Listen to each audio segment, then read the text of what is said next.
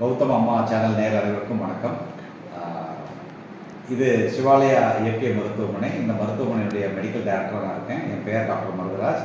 இங்கே முழுமையாக இயற்கை மருத்துவத்துக்கான சிகிச்சையை கொடுத்துட்ருக்கோம். இயற்கை மருத்துவம்னு பார்த்திங்கன்னா மருந்து இல்லாத மருத்துவம். இங்கே நாங்கள் நோயாளிகளுக்கு எந்த மருந்தும் கொடுக்க மாட்டோம். பட் அவங்க ஆல்ரெடி எடுத்துகிட்டு இருக்க மருந்துகள் தாராளமாக எடுத்துக்கலாம், அதை நாங்கள் நிறுத்தவும் மாட்டோம்.